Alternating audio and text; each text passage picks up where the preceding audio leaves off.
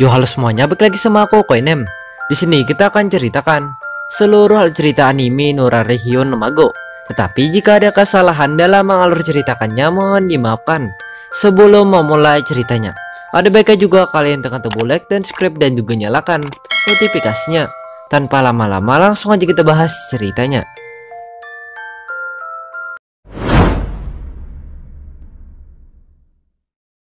Cerita dimulai dari tokoh utama yang bernama Riko Nora. Riko merupakan seorang siswa yang tidak biasa karena Riko kenyataannya bukan manusia sepenuhnya. Sebab Riko memiliki darah keturunan siluman kuat di dalam dirinya, yang dimana darah keturunan Riko ini merupakan darah warisan dari ayah dan kakeknya, yang merupakan para pemimpin dari klan siluman kuat yang bernama klan Nora. Kemudian karena Riko mempunyai darah keturunan siluman kuat, Riko pun jadinya mempunyai kemampuan untuk merubah dirinya menjadi seorang siluman batu sai yang sangat kuat serta sangat hebat. Lalu meskipun Riko mempunyai kemampuan sehebat itu, akan tetapi Riko sayangnya tidak begitu memanfaatkan kemampuannya. Sebab Riko hanya bisa memakai kemampuannya pada saat bulan sudah muncul di langit atau pada saat matahari sudah terbenam. Selain itu, Riko ternyata juga tidak begitu memahami mengenai cara membangkitkan kemampuannya itu, karena Riko sayangnya tidak begitu mendalami mengenai kemampuannya tersebut. Sebab Riko kenyataannya lebih tertarik dengan kehidupan damainya sebagai manusia daripada kehidupan dia sebagai siluman.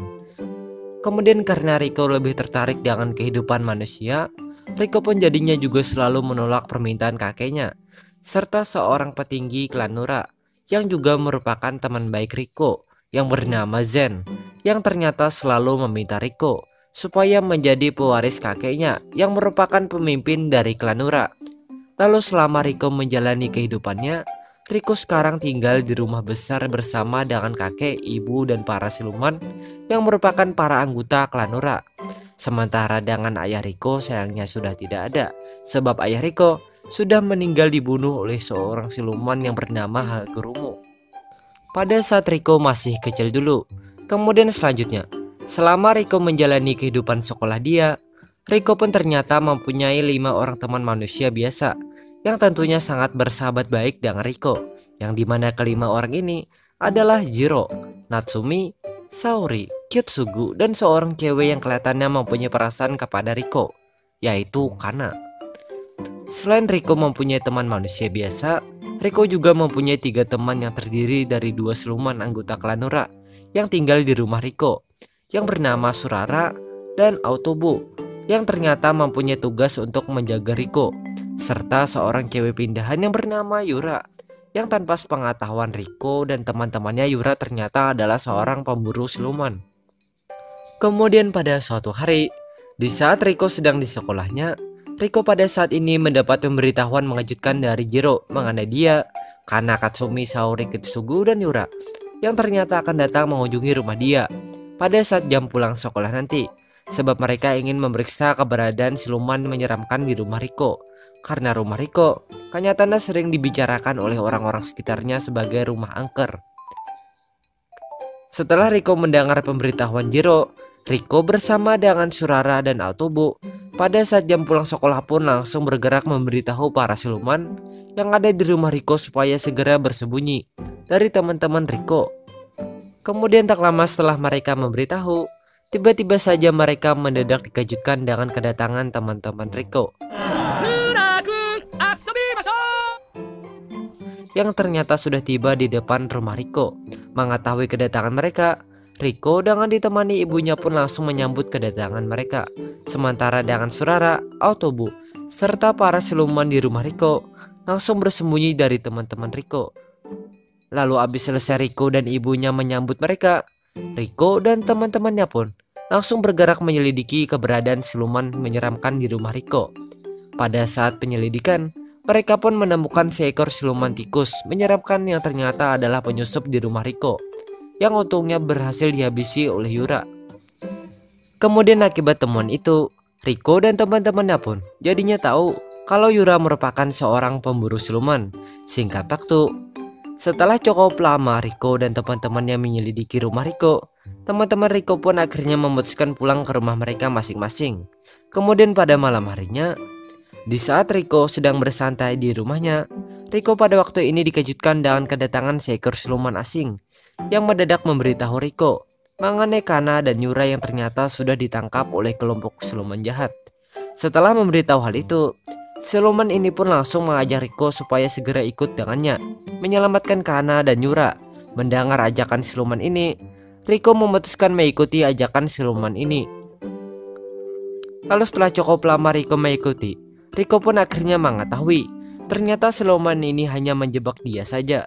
Sebab siluman ini kenyataannya adalah rekan para kelompok siluman jahat yang menangkap Kana dan Yura.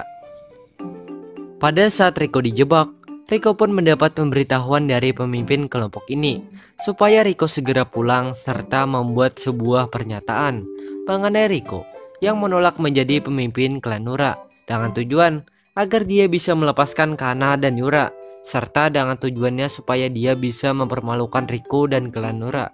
Sebab pemimpin gerombolan ini beranggapan kalau Riko tidak mempunyai kekuatan untuk melawan dia dan kelompoknya. Mendengar permintaan tersebut, Riko pun terpaksa menerima permintaan itu. Habis Riko menerima, Riko pun langsung bergerak pulang ke rumahnya. Pada saat perjalanan pulang, Riko tidak sengaja bertemu dengan siluman yang bernama Ryuta, yang ternyata sudah dilukai oleh para siluman jahat itu.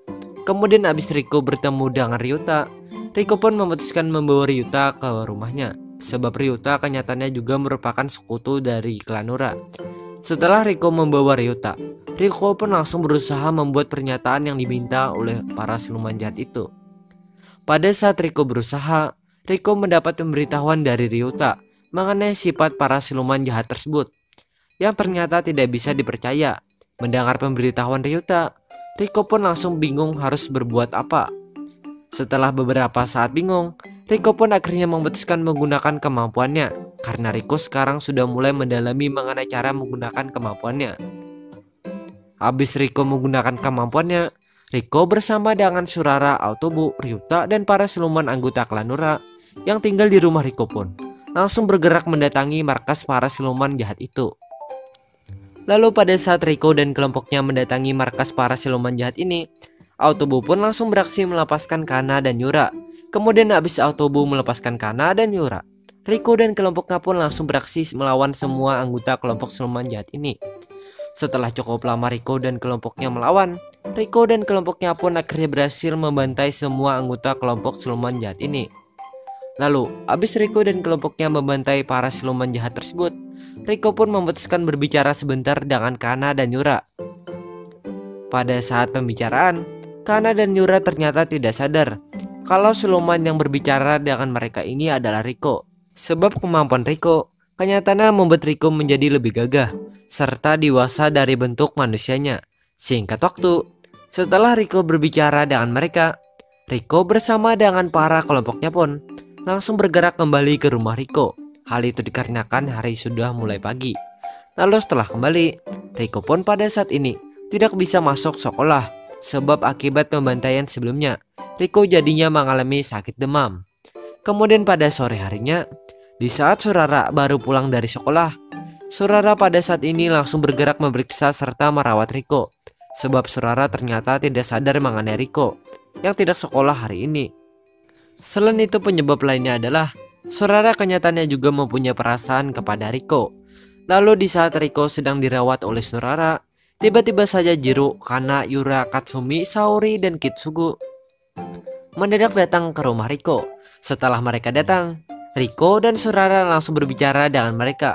Pada saat pembicaraan, Jiro memberitahu teman-temannya mengenai dirinya yang ternyata ingin mengajak mereka semua ke sebuah penginapan yang berada di sebuah daerah yang bernama Omuraquin pada saat akhir pekan nanti. Mendengar pemberitahuan Jiro, Riko, Surara, Kana, Yura, Katsumi, Saori, dan Kitsugu memutuskan menerima ajakan Jiro. Kemudian setelah itu, singkat cerita, akhir pekan pun tiba. Setelah tiba, Riko dan teman-temannya pun langsung bergerak melakukan perjalanan untuk menuju penginapan yang dimaksud oleh Jiro. Lalu setelah berjam-jam mereka melakukan perjalanan, mereka pun akhirnya tiba di penginapan tersebut. Setelah tiba, mereka langsung beristirahat di penginapan daerah Omuraquin ini. Kemudian pada suatu ketika, di saat mereka masih berada di daerah Omuraquin ini, Riko dan teman-temannya pun pada saat ini mendapat serangan dari dua siluman yang bernama Gozomaru dan Mejomaru serta pasukannya, yang dimana dua siluman ini merupakan para anak buah dari pemimpin klan siluman yang bernama Gyuki, yang ternyata juga merupakan salah satu petinggi dari klan Nura. Hal itu dikarenakan Gyuki kenyataannya sekarang sudah mulai berkhianat dari klan Nura. Lalu meskipun Riko dan teman-temannya mendapat serangan ini, akan tetapi serangan ini akhirnya berhasil dihentikan oleh bentuk siluman batu Seriko, Yura dan 3 anggota klan Nura yang untungnya datang membantu Yura. Kemudian setelah serangan tersebut terhenti, Riko langsung bergerak membawa Surara yang sekarang sedang pingsan kepada Kana, dengan tujuan agar Kana bisa menjaga Surara. Habis Riko membawa Surara, Riko pun langsung bergerak mencari keberadaan Gyuki. Lalu setelah cukup lama Riko mencari, Riko pun akhirnya berhasil menemukan Gyuki yang ternyata sedang berada di sebuah kuil. Setelah menemukan, Riko dan Gyuki pun langsung bergerak bertarung. Pada saat pertarungan, ada beberapa hal yang membuat Riko pun jadi tahu mengenai penyebab Gyuki mengkhianati klan Nura. Dan ternyata penyebabnya adalah Gyuki tidak ingin Riko menjadi pemimpin klan Nura, sebab Gyuki beranggapan kalau Riko hanya akan merusak kehormatan klan Nura. Singkat waktu, setelah cukup lama mereka bertarung, pertarungan ini pun akhirnya berhasil dimenangkan oleh Riko. Lalu tak lama setelah Riko menang, tiba-tiba saja anggota klan Nura yang sebelumnya mendadak datang ke tempat ini. Setelah datang, mereka langsung bergerak berniat membunuh Gyuki. Mengetahui niat mereka, Riko pun langsung beraksi menghentikan niat mereka. Melihat aksi Riko, Gyuki pun langsung berbicara sebentar dengan Riko. Kemudian habis berbicara, Gyuki pun langsung berniat menghabisi dirinya menggunakan pedangnya. Menyadari niat Gyuki, Riko pun langsung bergerak menghentikan niat Gyuki.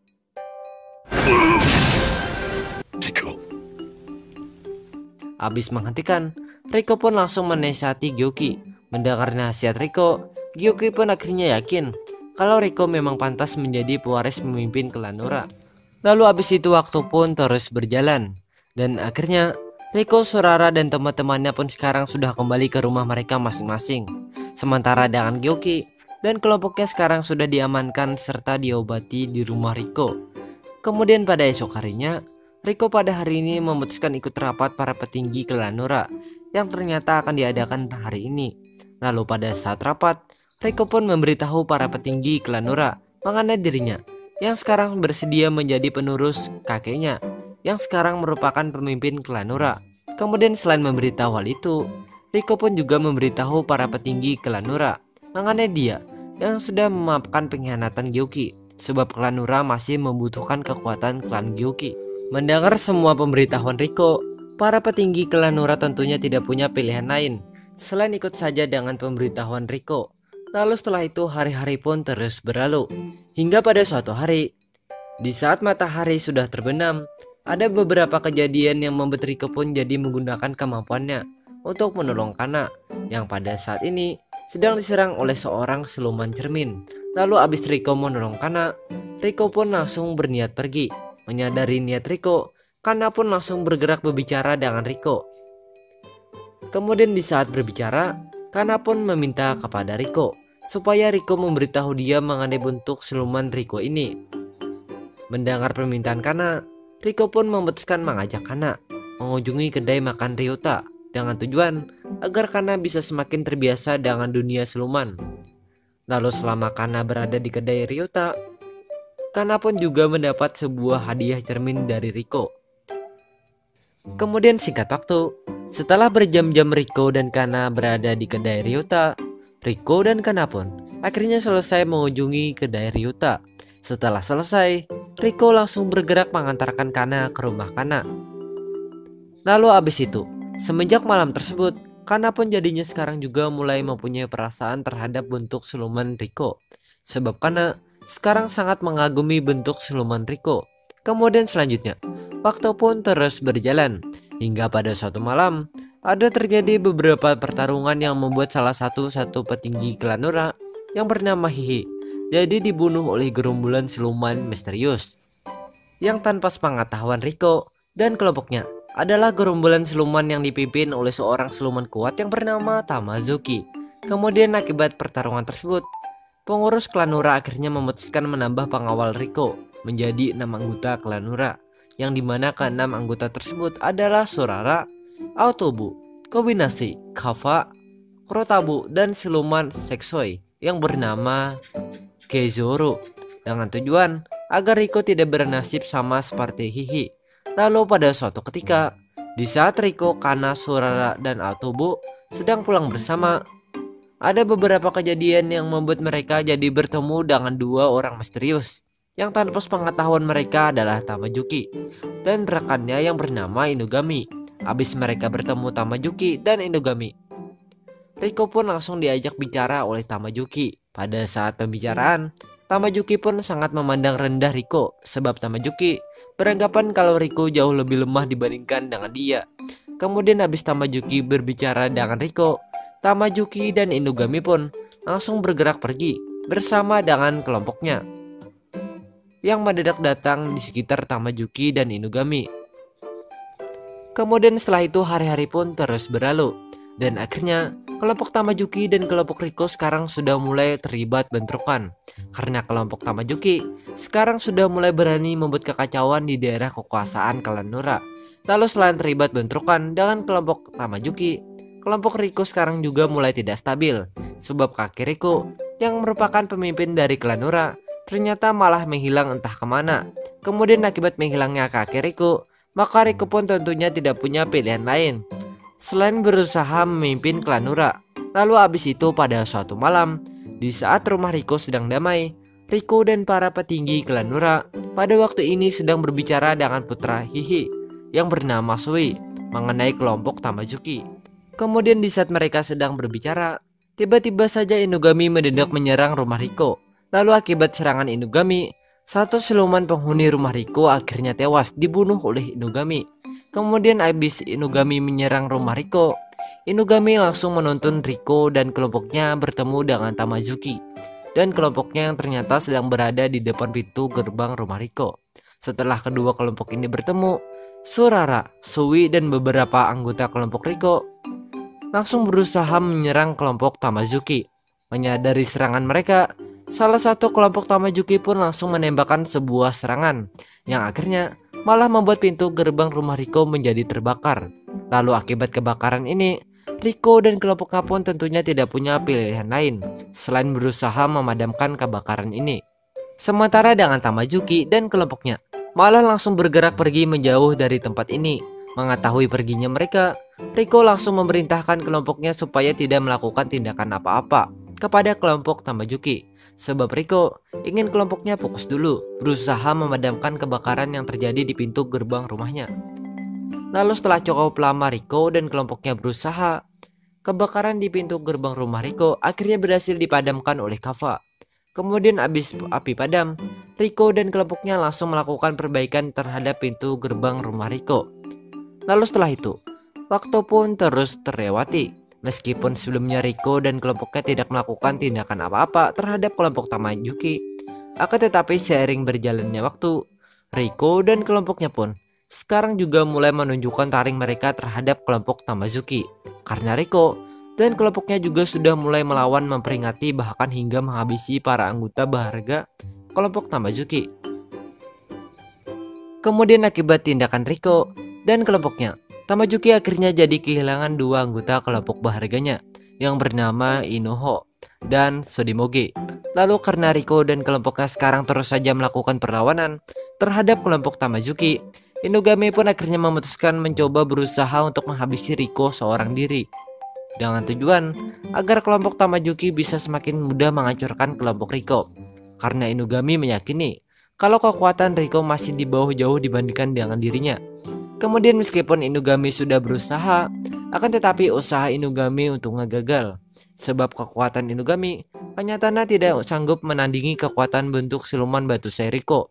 Kemudian akibat kegagalannya, Inugami pun jadinya malah mengalami luka parah karena akibat terkena serangan bentuk siluman batu Riko. Di saat Inugami sedang terluka parah, tiba-tiba saja Tamajuki mendadak datang menyelamatkan Inugami.